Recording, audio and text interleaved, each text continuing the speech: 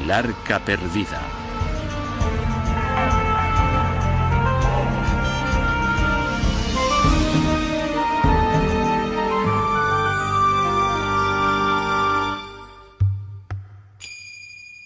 Hace 3000 años el Arca llegó a Jerusalén, donde fue venerada como la más sagrada de las reliquias, la materialización de la presencia de Dios en la tierra. Aún así, en algún punto lejano en el pasado, el Arca desapareció misteriosamente, encendiendo la llama de una búsqueda que ha inspirado a creyentes y a cazadores de tesoros durante milenios. Esta búsqueda sigue viva hoy en día como argumento en el género de la ficción. Deseada por cruzados, personajes místicos, arqueólogos y todo tipo de aventureros, la búsqueda del Arca Perdida de la Alianza ha seducido a generaciones enteras. Nuevas pruebas después de miles de años nos pueden mostrar el camino hacia el lugar definitivo en el que descansa el Arca de la Alianza y hacia la solución a uno de los mayores misterios de la antigüedad. Y en el monte Sinaí le entregó a Moisés las 2 tablas de piedra con la ley escrita por el mismo dedo de Dios. Y las cogió, y guardó la ley en el arca. Libro del Éxodo. El Arca de la Alianza, el recipiente sagrado que contenía las tablas originales con los 10 mandamientos, era, según la historia bíblica, el objeto más hermoso y poderoso del mundo. Tenía 2 codos y medio de largo, 1,5 de ancho y 1,5 de alto. Construida en madera de acacia, estaba recubierta por dentro y por fuera del más puro de los oros. En su tapa dorada reposaban 2 querubines enfrentados en silenciosa vigilia. El arca fue construida por los hebreos a los pies del monte Sinaí, y es el objeto descrito más detalladamente del Antiguo Testamento. Los planos, según Moisés, venían directamente de Dios. Entre las 2 figuras de la parte superior del arca, Dios se comunicaba con los sumos sacerdotes en forma de una gran bola de humo o de fuego. El arca era la prueba irrefutable, la señal y el sello de la presencia de Dios en la tierra. Tenía poderes legendarios: detener el curso de los ríos, derribar montañas, infligir enfermedades o destruir ejércitos. El Antiguo Testamento cuenta cómo durante la campaña de Josué para conquistar la ciudad de Jericó, el arca iba a la cabeza de su ejército. Durante 6 días, un grupo selecto de sacerdotes marchó alrededor de la ciudad llevando el arca con ellos. El 7º día finalizaron la 7ª y última vuelta, y al son de las trompetas de los sacerdotes, las murallas de Jericó se vinieron abajo. En más de 200 referencias, el Antiguo Testamento describe detalladamente los extraordinarios poderes del arca. Durante cientos de años, los hebreos la llevaron consigo en su caminar por el desierto. Cuando el rey David llegó al poder en el siglo XI a.C., llevó el arca a un lejano poblado en el monte Moriah. En su cima había una gran roca plana sobre la cual planeó construir un templo para el arca. Sin embargo, David murió antes de poder materializar su idea, y la empresa recayó sobre su hijo, Salomón, que reinó de 970 a 931 a.C. aproximadamente. Durante el reinado de Salomón, Jerusalén se convirtió en el centro de la vida política y religiosa de Tierra Santa. En el corazón de la ciudad estaba el templo que este rey construyó para albergar el Arca de la Alianza. Esta permaneció en el templo hasta algún tiempo después del año 900 a.C. Entonces desapareció misteriosamente. Prácticamente no se vuelve a mencionar en la Biblia. ¿Cómo pudo desaparecer el objeto más importante del mundo occidental sin dejar rastro o ni siquiera referencias de haber desaparecido? ¿Y dónde se encuentra el Arca de la Alianza en la actualidad? Jerusalén tiene un carácter espiritual. Atrae a peregrinos de todo el mundo.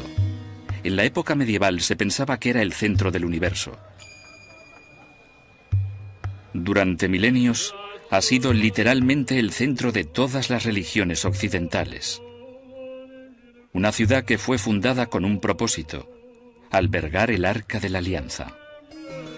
En la actualidad se está llevando a cabo un estudio sobre los restos del antiguo Jerusalén por parte de arqueólogos como Gideon Avni, miembro de la Autoridad de Antigüedades de Israel. El templo que el rey Salomón construyó hace unos 3000 años se situaba justo detrás de mí. Estos escalones que veis aquí son más o menos los mismos que construyó el rey Salomón. Hoy en día sabemos incluso la posición exacta en la que el rey Salomón construyó el primer templo y que en algún lugar en el perímetro del monte del templo había un gran edificio en el que se guardaba el Arca de la Alianza. Según el Libro de los Reyes, la construcción del primer templo empezó alrededor de 966 a.C.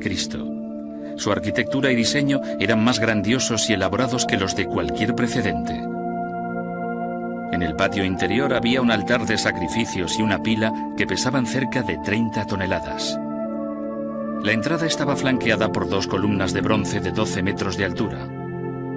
Tras las doradas puertas de madera de olivo se encontraba la morada del arca. Lo más sagrado de entre lo sagrado, con las paredes y el techo revestidos y remachados de oro puro.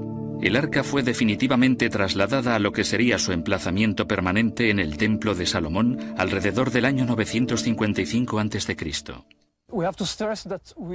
Hay que remarcar que no hemos extraído nada sobre el primer período del templo de los restos arqueológicos. Tenemos la Biblia y otras fuentes, aunque la descripción del edificio está basada sobre todo en la Biblia. La parte más sagrada era la interior, a la que se refería como lo más sagrado de entre lo sagrado, y era donde reposaba el arca una vez construido el primer templo. Esta zona sagrada y el edificio fueron emplazados en medio de una gran plataforma que fue creada en la cima del monte del templo. Primero por el rey Salomón y renovada y ampliada más tarde hasta la magnificencia por el rey Herodes. Los pocos restos arqueológicos que hemos encontrado pertenecen sobre todo al segundo templo. Como podéis ver detrás de mí, tenemos los muros originales del período del segundo templo, ampliado por el rey Herodes. Dentro de los muros del monte del templo quedan restos de su pasado dorado, signos del arca, muy poca cosa, que puede que pertenezca al segundo período, pero por lo que sabemos, toda la zona habría sido renovada y reconstruida desde la roca en los períodos tempranos del islamismo, y hay pocas pistas que lo aclaren.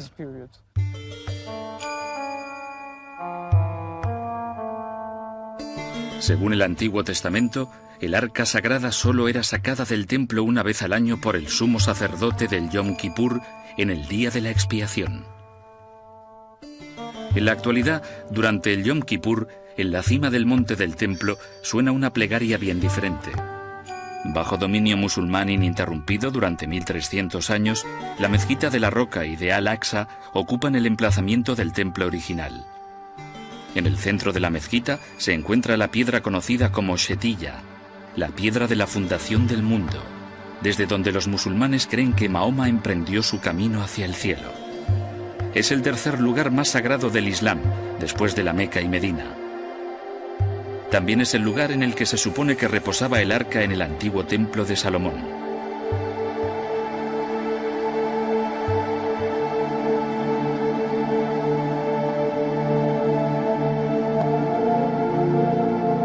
Durante años, la única parte del monte a la que los judíos tenían acceso eran estas largas piedras que formaban parte del muro del oeste del segundo templo. A solo un paso de la mezquita de la Roca, este constituye el lugar más sagrado del judaísmo.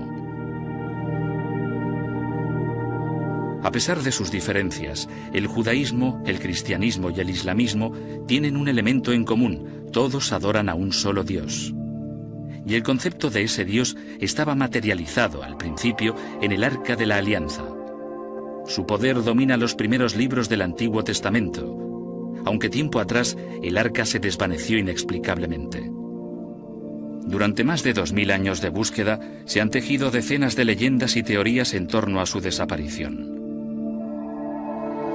Mayoritariamente se cree que el arca desapareció en un momento de crisis, bien capturada por trofeo por un ejército conquistador o bien escondida en algún paraje secreto por sacerdotes del templo. El primero de tales momentos fue a finales del siglo X a.C., durante una invasión del faraón egipcio Shishak. De hecho, es sobre la teoría de Shishak sobre la que se basa la película En busca del arca perdida. En ella se descubre el arca en la ciudad perdida de Tanis, la capital de Egipto durante el reinado de Shishak. Sin embargo, esta teoría no cuenta con el apoyo de los expertos, quienes afirman que el ejército de Shishak nunca llegó a entrar en Jerusalén. Los historiadores sostienen que se pagó un tributo al faraón para mantenerlo fuera de la ciudad y que ciertamente dicho tributo no incluiría el más preciado y sagrado de los tesoros del templo. Si el arca fue sustraída, la teoría con mayor fundamento es que fue desmontada cuando los babilonios conquistaron Jerusalén en el año 586 a.C. Según el Antiguo Testamento, el líder babilónico Nabucodonosor y su ejército destruyeron el templo sagrado de Salomón y enviaron a los israelitas al exilio. La suerte del arca podría yacer en las actuaciones de los antiguos conquistadores, tal y como explican arqueólogos como Aaron Meir, miembro de la Universidad Hebrea de Jerusalén y de la Autoridad de Antigüedades de Israel. Lo primero que hacían los conquistadores cuando capturaban una ciudad era saquear los templos. Lo hacían por dos razones. Primero, si tenían el control del templo y desacreditabas al dios de la ciudad, era una muestra muy clara de quién mandaba. Y segundo, los tesoros se guardaban en los templos, y si la descripción del arca que aparece en la Biblia tiene algo de verdad, se trataba realmente de un objeto extremadamente valioso. Si me preguntas qué pudo pasar, a no ser que algún sacerdote con mucha determinación consiguiera llevarse el arca y esconderla en otro lugar, seguramente los babilonios se hicieron con ella, se la llevaron a los palacios de Babilonia y o bien la guardaron allí como un trofeo, o bien la fundieron e hicieron otros objetos de oro con ella. Sin embargo, hay un hecho del que no cabe la menor duda. Existen registros detallados de todos los tesoros que fueron sustraídos del templo y llevados a Babilonia, pero el arca no se encuentra en ninguno de ellos. Cuando los hebreos volvieron a Jerusalén en el año 583 a.C., iniciaron la construcción de un segundo templo, aunque no se menciona que el arca fuera reubicada en este nuevo santuario. A partir de este momento, no se vuelve a hacer referencia al arca de la alianza en las escrituras del Antiguo Testamento. La creencia de que el arca fue rescatada y escondida en una cámara secreta se ha convertido en el pilar fundamental de una búsqueda que se ha prolongado durante siglos.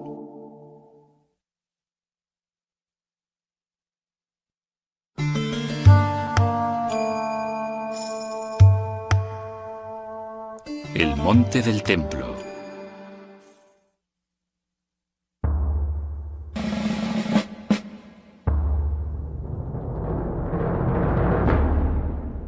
Hace casi 1000 años, las cruzadas cristianas recuperaron el control de Jerusalén de manos de los musulmanes que habían tenido el dominio de la ciudad desde el siglo VII.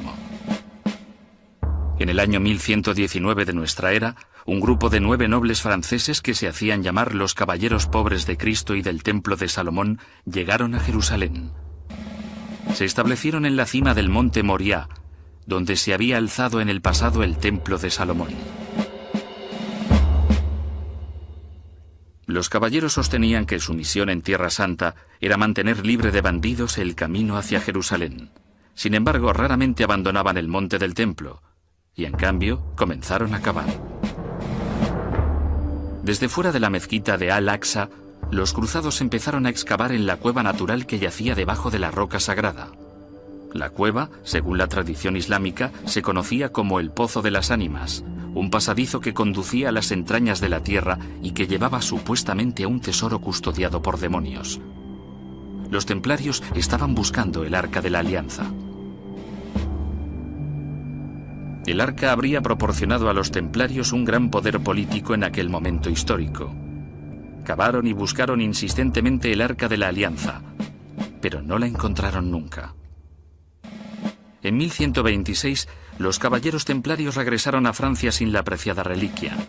Sin embargo, quizá descubrieron algo igualmente valioso. El tesoro de Salomón que hallaron no fue el arca, sino un conocimiento sobre arquitectura que inspiraría una nueva y revolucionaria corriente, el gótico. En épocas más recientes, los arqueólogos israelíes han descubierto la salida de un túnel que excavaron los templarios. El túnel se extiende por debajo del monte del templo, pero debido a las restricciones impuestas por las autoridades musulmanas no ha sido explorado. Quizá nunca se sepa lo que hay al final de esta excavación del siglo XII.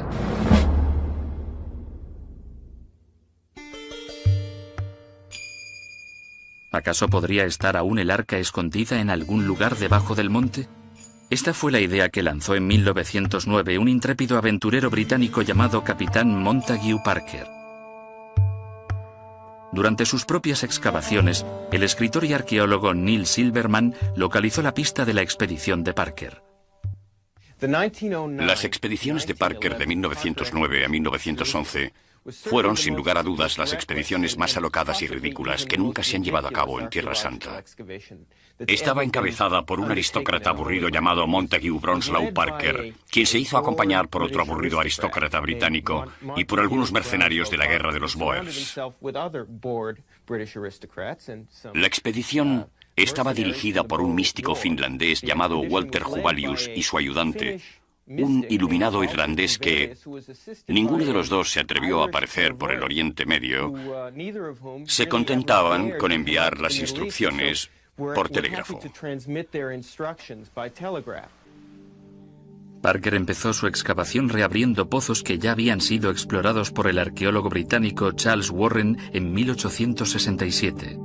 Para su pesar, aquellos túneles que conducían a las profundidades del monte del templo no eran la cámara del tesoro, sino parte de un antiguo sistema de aguas de la ciudad de David. Un descubrimiento de gran importancia para los arqueólogos, pero inútil para Parker.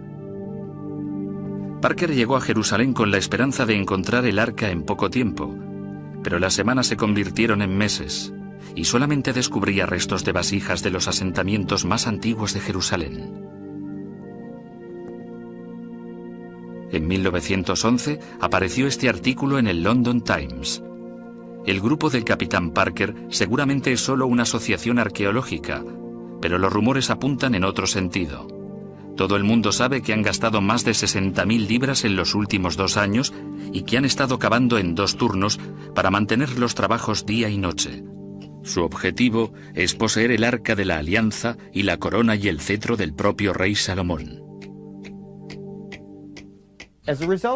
Así que, debido a la desesperación y a la aparente presión que recibía de los aviadores que había conseguido por todo el mundo y que habían subvencionado la expedición, decidió emprender su última actuación, atrevida y casi suicida, en vez de intentar excavar debajo del monte del templo desde la vertiente de la ciudad de David.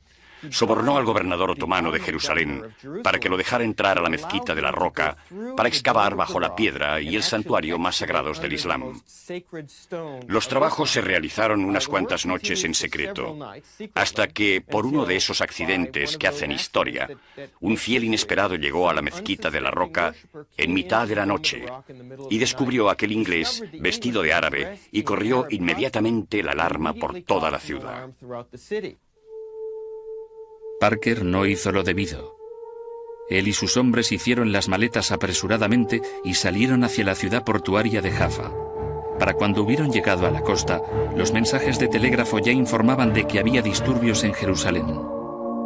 La violencia se extendía a las zonas rurales a la vez que llegaban rumores de que unos infieles habían robado la corona y el anillo de Salomón, la espada de Mahoma y el arca de la alianza. Parker y sus hombres consiguieron embarcarse en un barco privado que había anclado en el puerto y escapar de la situación. La historia llegó rápidamente a todos los periódicos y Parker se convirtió en una persona non grata en todo el mundo. Esta expedición no consiguió nada en realidad, más que revueltas y un sentimiento de rechazo hacia los arqueólogos occidentales. El proyecto de Parker ha pasado a la historia como un gran fracaso y como algo que ha apartado la arqueología de Palestina durante décadas. Para satisfacer las demandas de sus avaladores, Parker decidió volver a Jerusalén. En octubre, volvió a tomar rumbo a Jaffa a bordo del mismo barco en el que se había escapado, pero varios amigos le avisaron de que estaría en grave peligro en el momento en que pusiera un pie en tierra firme, por lo que dio media vuelta.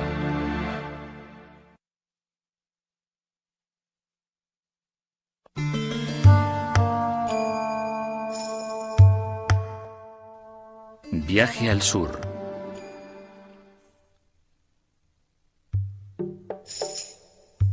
En 1989, un periodista británico llamado Graham Hancock hizo una declaración que sacudió al mundo. La legendaria Arca de la Alianza no estaba perdida, sino a salvo, escondida en una iglesia de Etiopía, a donde había sido trasladada en secreto hacía más de 1000 años. En todo el mundo, solo hay un país en el que encontremos viva la tradición de adorar el Arca de la Alianza. Y ese país, por muy extraño que sea, es Etiopía. Lejano, en el corazón de África, un país antiguo y misterioso. Un país que tiene una población judía. Judíos etíopes autóctonos de los que no se sabe su origen. Ningún estudioso ha sido capaz de explicar de manera satisfactoria ni siquiera cómo llegó el judaísmo a Etiopía, ni cuáles son sus orígenes. Además, Etiopía es un país cristiano. Fue uno de los primeros países del mundo en convertirse al cristianismo, aproximadamente en el año 350 después de Cristo. Así que tenemos dos antiguos caminos paralelos, el judaísmo y el cristianismo, que discurren conjuntamente en el país. Ambas fes veneran el Arca de la Alianza, y ambas creen firmemente que ésta descansa actualmente en una pequeña capilla anexa a la iglesia de Santa María de Sion, en Aksum.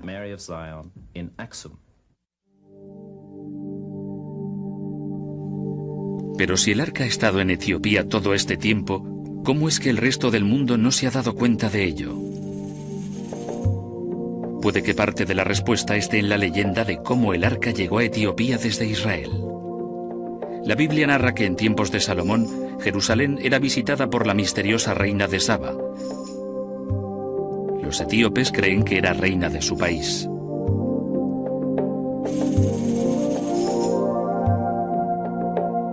La leyenda del arca y su relación con Etiopía ha sido el objeto de estudio al que el experto y director del Instituto de Estudios Semíticos, el etíope Dr. Ephraim Isaac, ha dedicado toda su vida. Quizá las leyendas más elaboradas e interesantes que se han desarrollado alrededor de historias de la reina de Saba se encuentran en el libro La Gloria de los Reyes. Después de que la reina de Saba viniera de visita y el rey Salomón la sedujera, volvió a su tierra natal.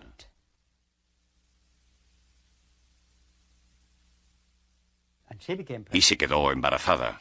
Tuvo un hijo al que llamó Menelik.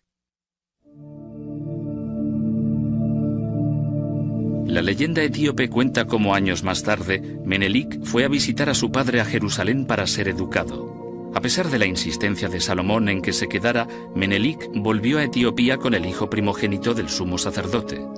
La leyenda cuenta que se llevaron consigo el arca y que la guardaron en un templo que se convertiría más tarde en la iglesia de Santa María de Sion en Aksum.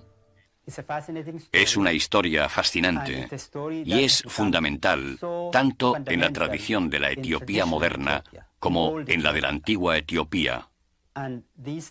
Y esos pensamientos, esas creencias, han influido en la actitud de Etiopía hacia el antiguo Israel, hacia la religión de Israel.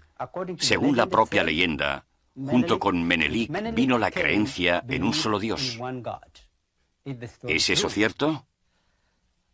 Como estudioso, siempre se intenta llegar a una verdad que es en realidad algo muy relativo. Es una historia que está ampliamente recogida y respetada en la tradición etíope. Yo no voy a decir si esta historia es verdadera o es falsa, porque yo lo que intento es comprender cuáles son las raíces de dicha historia.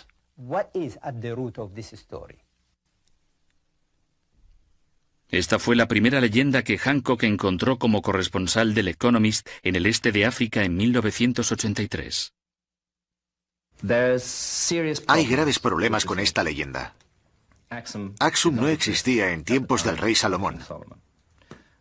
En ese lugar no había nada. Axum no se edificó hasta el siglo V. Es decir, es una ciudad antigua, pero no lo suficiente como para haber albergado el arca en la época del rey Salomón. Cuando di con ese dato, empecé a replantearme el tema como un conjunto y empecé a analizar todo lo concerniente a Etiopía. Y conforme lo hacía, me iba dando cuenta de que esto encerraba un gran misterio. La primera pregunta que se hizo Hancock fue exactamente, ¿había desaparecido el arca? El arca no fue robada del templo de Salomón cuando éste gobernaba, y no fue traída a la ciudad de Axum, en Etiopía. Primero porque Axum no existía, y segundo porque si estudias la Biblia detalladamente como lo he hecho yo, si aplicas un programa informático a la Biblia para buscar no solo referencias directas al Arca de la Alianza, sino también indirectas, se obtiene un resultado muy interesante. Y es que el Arca de la Alianza todavía se encontraba en el Templo de Salomón en el año 701 a.C., 200 años o incluso más después del reinado salomónico. Yo particularmente no tengo ninguna duda sobre el resultado obtenido por ordenador. El arca estaba en el templo en el año 701, pero no lo estaba en el año 626 a.C.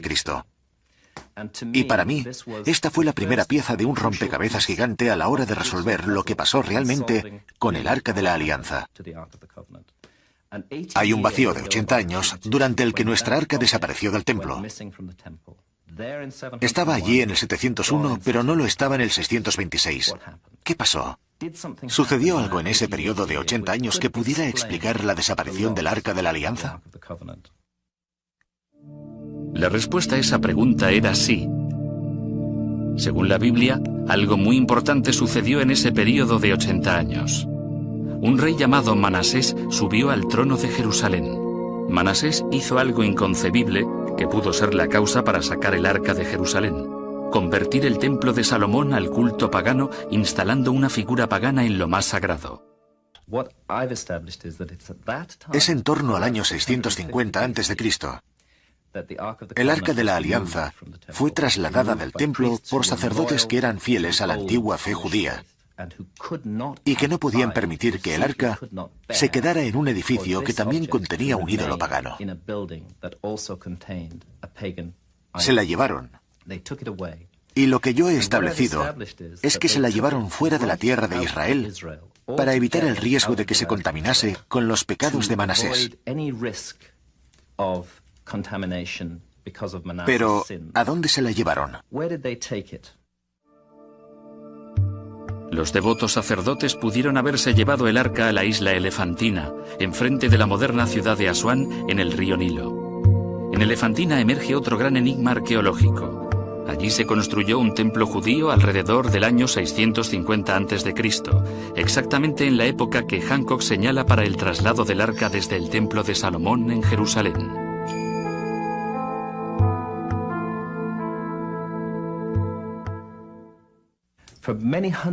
Durante muchos siglos hubo una comunidad judía en la isla de Elefantina.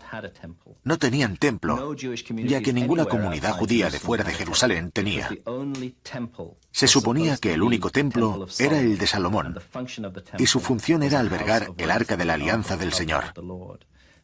Pero misteriosamente, al mismo tiempo que el arca desaparece del templo de Salomón de Jerusalén, se construye un templo judío en Egipto, en la isla de Elefantina, con la misma función: albergar el Arca de la Alianza.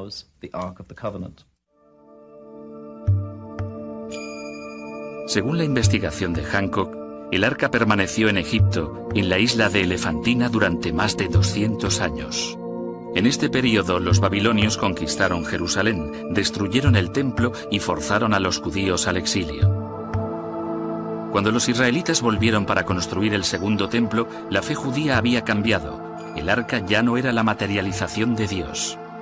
Por contra, ésta se había convertido en un símbolo innecesario para alabar a una deidad invisible y omnipresente. Ya no era necesaria la presencia del arca, aunque como es de suponer no fue olvidada. Y aquí viene otro enigma. ¿Qué pasó con los judíos que vivían en la isla de Elefantina? Una comunidad ingente. Se desvanecieron sin dejar rastro en la historia. No hay pruebas de que fueran masacrados. Simplemente parece ser que hicieron las maletas y se fueron. Y pienso que eso es exactamente lo que hicieron. Recogieron sus bártulos y se fueron llevándose el arca de la alianza consigo, sin ir hacia el norte, donde había un Egipto hostil, ni volviendo a Jerusalén, que ya los había olvidado, sino yendo hacia el sur, siguiendo el Nilo hasta las fuentes del Nilo Azul, que es el lago de Tana, en las montañas de Etiopía. Allí fue donde se llevó el arca en torno al año 410 a.C., cuando desapareció el culto judío de Elefantina. Y aquí es también donde entra en juego otra pieza de este rompecabezas, ya que en el lago Tana, en Etiopía, en una isla llamada Tanakirkos, encontré una variante muy interesante de la tradición mayoritaria de la leyenda de Salomón, Saba y Menelik. En la isla de Tanakirkos se encuentra en la actualidad un antiquísimo monasterio cristiano cuyos monjes todavía recuerdan su pasado judío.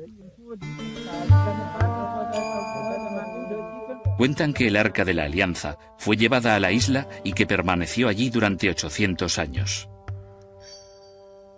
Estas son las elevadas piedras del altar que supuestamente se utilizaban para hacer sacrificios ante el arca.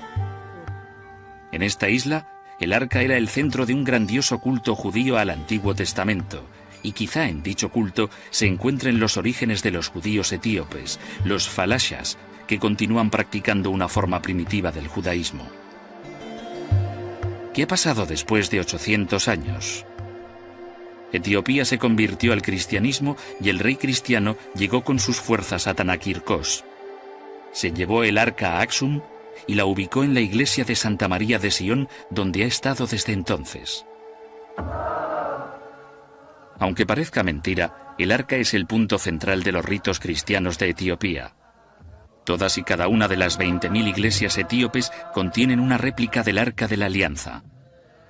Todas se consideran sagradas por su relación con el Arca de la Alianza que descansa en Aksum. ¿Se ha descubierto el arca finalmente?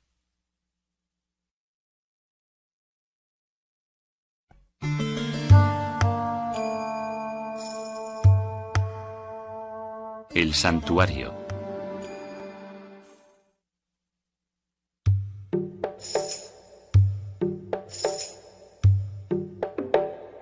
Lo crea o no lo crea el resto del mundo, los etíopes están convencidos de que durante siglos la única y verdadera Arca de la Alianza ha estado en esta pequeña capilla de Aksum.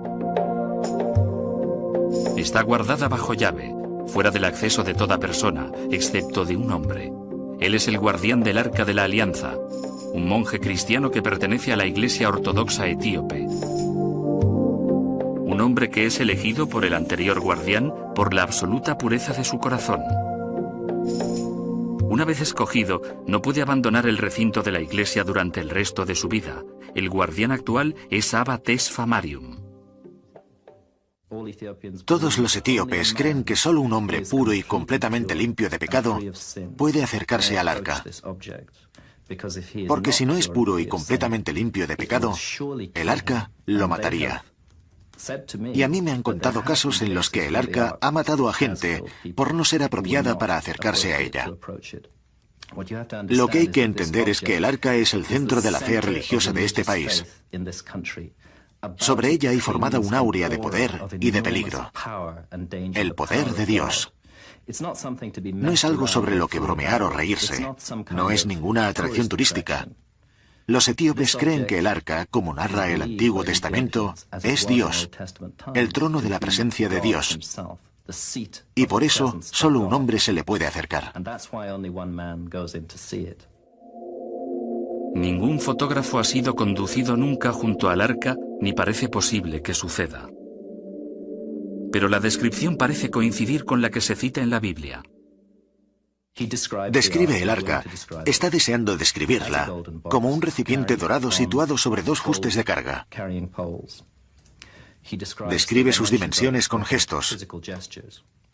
Sobre todo, dice que es un objeto antiguo que le causa puro terror.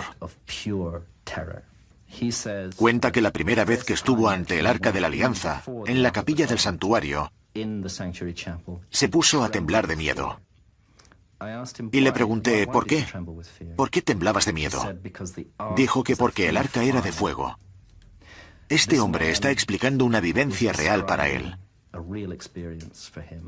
La verdad de sus palabras se encuentra en la manera en que habla.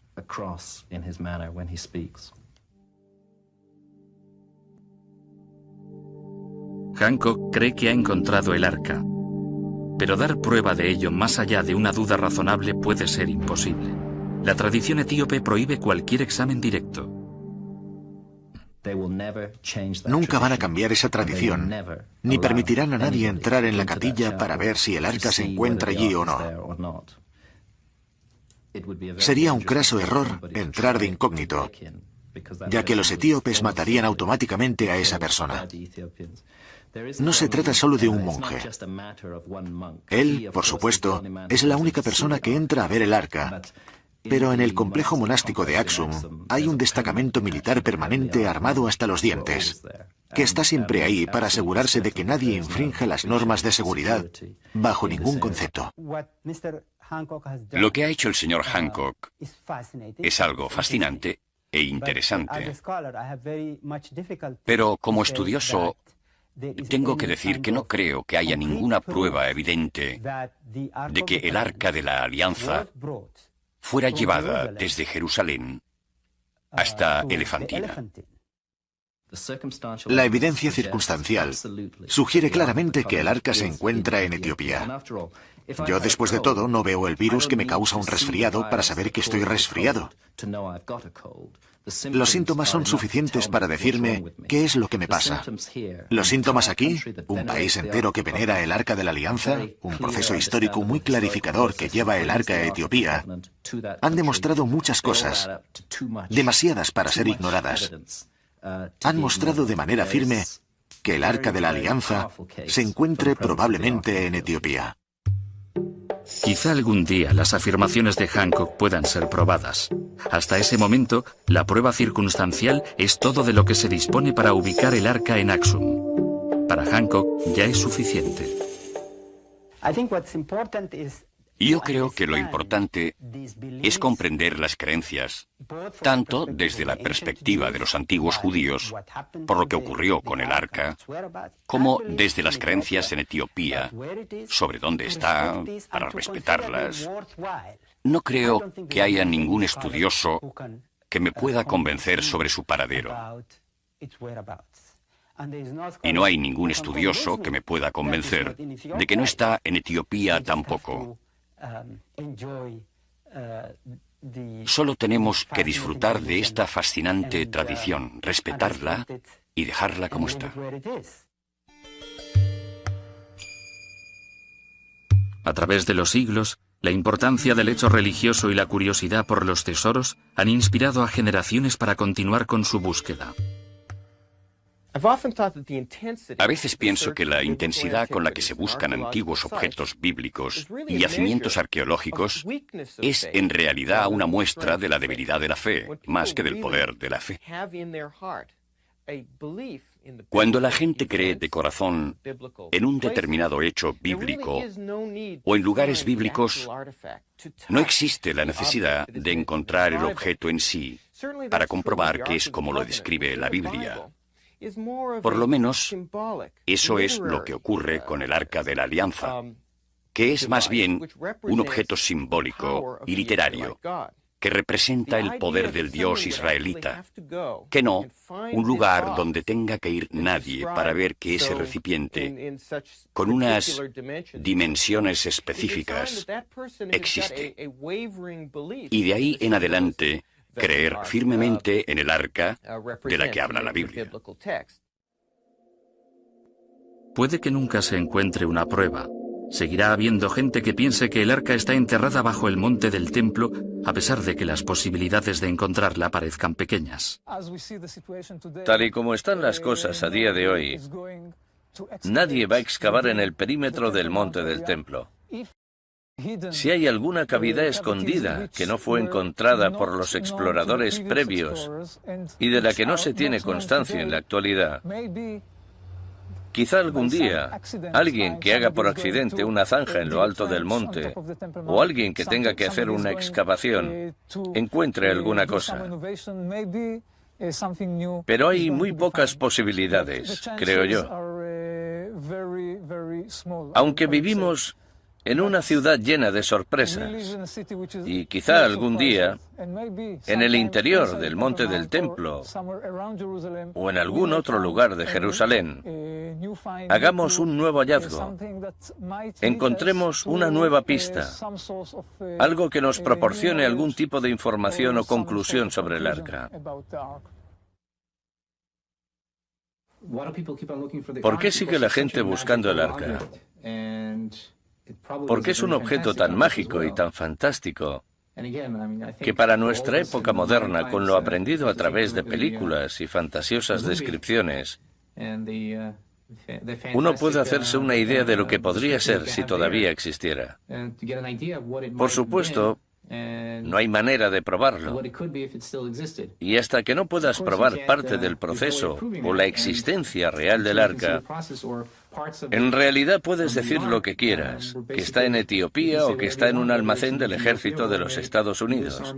De todas maneras, en gran parte pertenece todo al mundo de la pseudoconciencia fantástica.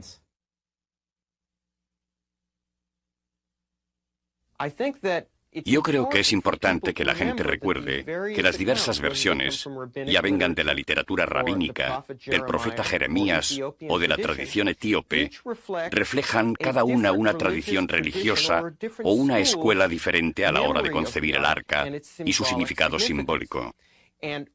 Y te lleve donde te lleve esa concepción, ya sea el Monte Nebo divisando Tierra Santa, al propio Jerusalén o a un lugar lejano como Etiopía, cada una refleja una idea de lo que le pasó al carácter sagrado de aquel primer templo, más que la verdadera ubicación del Arca de la Alianza. En ningún caso se pueden leer como mapas literales que te conducen al tesoro. Son todo expresiones religiosas que se han apreciado de esa manera. De entre los antiguos enigmas del mundo, el misterio del Arca de la Alianza es uno de los pocos que ha sobrevivido y que tiene una versión contemporánea. En el punto de mira de las grandes cuestiones sobre la religión y la fe, el Arca todavía ejerce su influencia sobre los que piensan que se encuentra en Etiopía y sobre los que creen que está, en estos momentos, y quizá para siempre, perdida en alguno de los lugares secretos de Tierra Santa. Como garantía específica de que Dios existe, su valor como tesoro va más allá del simple oro con el que fue construida. Si el arca fuera encontrada hoy mismo, nadie sabe cuáles serían las repercusiones. Muchos opinan que sería mejor si la suerte del arca continuara siendo un misterio.